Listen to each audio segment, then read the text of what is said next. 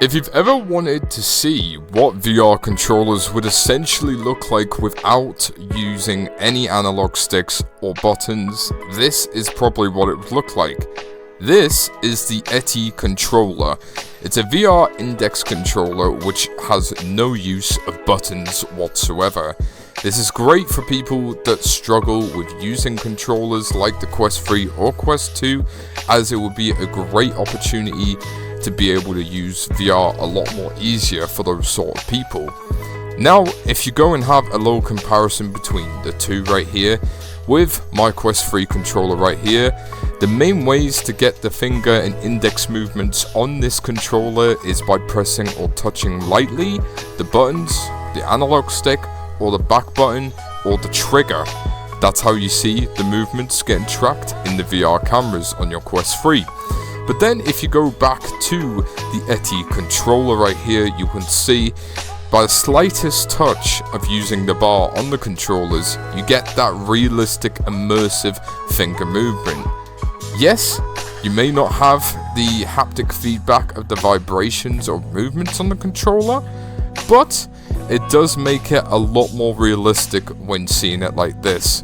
And what gets even better with this, 4 years later they have now developed it to have EAT adapters, which basically finger track on your controllers the finger movements right here. So on the Moondust demo of what you are seeing here, this is a VR demo made by Valve to just demonstrate in the proof of concept of finger tracking. So if you do use these controllers in this demo by the developer right here, as you can see how incredible this actually is in real time. Getting to see in real life and in the virtual reality game just how realistic this is.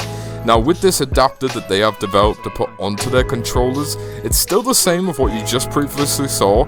It just has now a similar ring or bench shaped design like the Quest 2 controllers. So as you can see here, once you've got it connected to the controller, moving around, you can go and move each finger individually at a time and go and move it around as so. Just a small reminder, this is Steam VR compatible, so any PC VR games or Unreal Engine injected VR games that you want to play with realistic finger tracking, if it does have it in the game, this will work very, very, very well with it.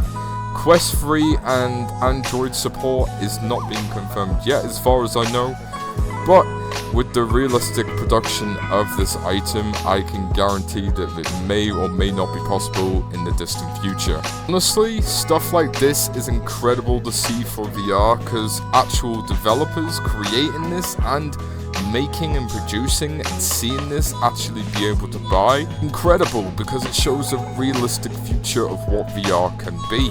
Now the main question is, folks, will you be buying one? Let me know your thoughts and opinions. And showing that this is more than just a proof of concept at the minute is absolutely incredible. The fact that this is now here, it's real, fingerless button tracking is now possible. It just shows what VR is going to end up being, and I cannot wait to see that.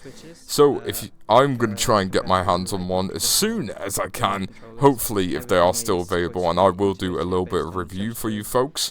But as always, let me know down below in the comments what your thoughts and opinions are with this. But as always, folks, my name's HN, thank you so much for watching, and I will see you in the next one.